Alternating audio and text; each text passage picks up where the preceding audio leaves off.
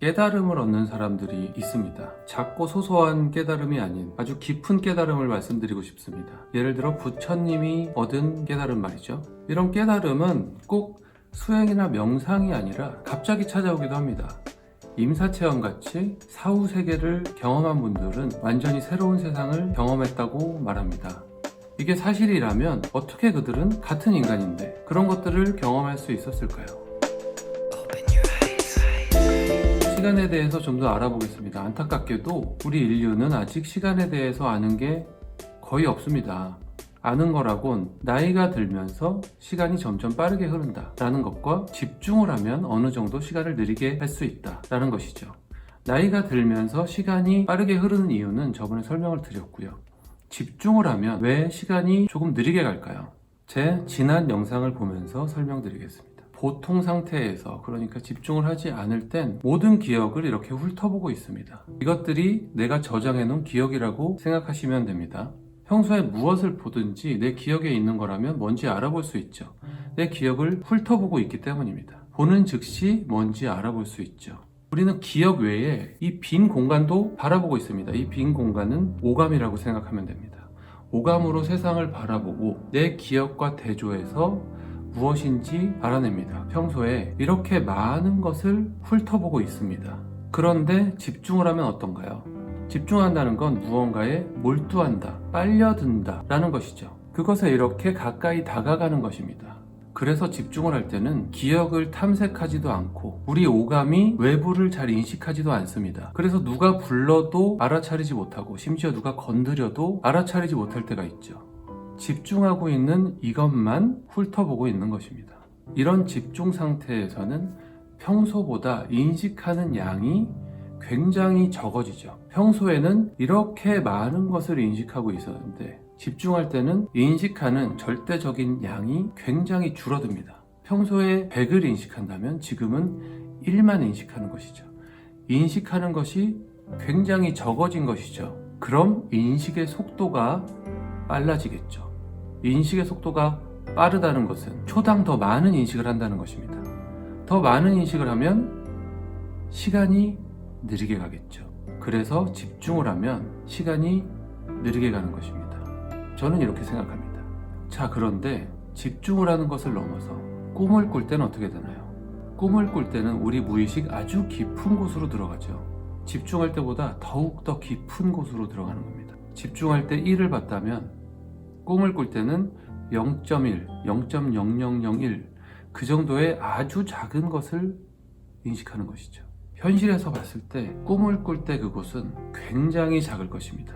인식의 속도가 굉장히 빠르겠죠. 그러면 시간은 어떻게 갈까요? 굉장히 느리게 갈 수도 있다 라고 생각해 볼 수 있겠죠. 이런 꿈 꿔보셨을 겁니다. 주로 어릴 때 꾸는 꿈인데 절벽이나 어딘가에서 떨어지는 꿈. 근데 그럴 때 잠에서 깨보면 내가 침대에서 떨어져 있죠.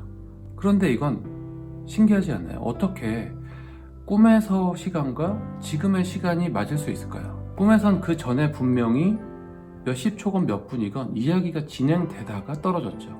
근데 현실에선 지금 떨어졌습니다. 근데 어떻게 시간이 맞죠? 만약에 꿈에서 시간이 정말 느리게 간다면 이 현상도 설명이 가능한 것이죠. 꿈을 꾸다가 이런 경험 해보셨죠? 여기 전에 왔던 곳이야. 내가 전에 꿨던 꿈이야.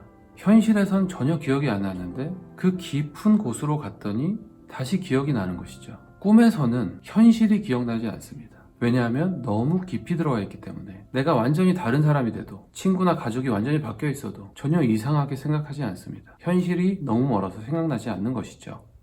잠에서 현실로 다시 돌아와도 마찬가지입니다. 내가 어제 왔던 곳이야. 매일 이렇게 같은 몸으로 태어나는 게 굉장히 신기한 일입니다. 그래서 누군가는 얘기하죠. 우린 매일 죽고 매일 다시 태어난다.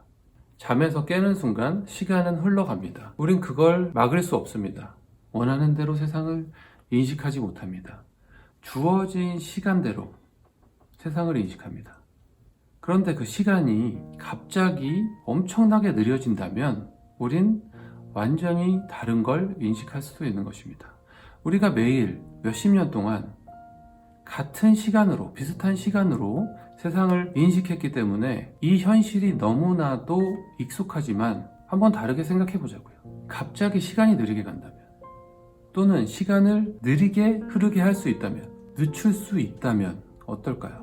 명상은 바로 시간을 잡는 것입니다. 시간을 느리게 해서 깊은 무의식으로 들어가는 방법이 바로 명상입니다. 명상이란 게 뭔가요? 의식이 깬 채로 잠을 자는 것이죠. 의식이 깬 채로 더 깊은 무의식에 들어갈 수 있다면 더 깊은 세계를 볼 수 있는 것이죠. 명상을 꾸준히 연습하라고 하잖아요. 더 깊은 무의식으로 들어가는 걸 연습하는 겁니다. 이런 명상이 아니더라도 역사적으로 유명한 사람들은 잠을 이용했습니다. 잠을 이용한 사람은 굉장히 많습니다. 많은 예술가들은 물론이고, 대표적으로 예술가들 중에는 비틀즈가 있죠. 예스터데이라는 노래는 꿈에서 들린 멜로디를 적은 것이라고 하죠. 그리고 주기율표를 만든 멘델레예프도 그 주기율표의 결정적인 힌트는 꿈에서 얻었다고 합니다. 위대한 사상가들은 공통적으로 낮잠을 즐기는데 아인슈타인도 낮잠을 잤습니다. 단 앉아서 쇠구슬을 손에 이렇게 받치고 잤다고 합니다. 잠이 들면 쇠구슬을 놓치면서 잠에서 깰 겁니다. 아인슈타인은 잠에서 깨기 위해서 그 깊은 곳에 들어갔다가 아이디어를 가지고 나오기 위해서 낮잠을 잔 겁니다. 어차피 오래 잡았자 대부분은 기억나지 않을 테죠. 그들은 시간을 잡은 것입니다. 시간을 잡아서 내면의 깊숙한 곳으로 들어가서 아이디어를 얻은 것입니다. 부처님의 깨달음 역시 이런 원리였다고 저는 생각합니다. 미국인가요? 어디에서는 몇 년 전부터 영성가들과 과학자들이 함께 연구를 시작한 걸로 알고 있습니다. 유튜브를 보면 우리나라에도 영성 능력자들이 꽤 많이 있죠. 댓글 다는 분들의 수준도 굉장히 높습니다. 개인적으로 연구를 하고 이런 공부를 하는 분들도 많으시겠죠. 이런 경험을 하신 분들도 물론 굉장히 많으실 겁니다. 굳이 얘기를 하지 않으시는 거겠죠. 제 이런 얘기들이 연구에 도움이 되셨으면 좋겠고, 여러분들도 많이 공유해 주시길 바랍니다. 감사합니다.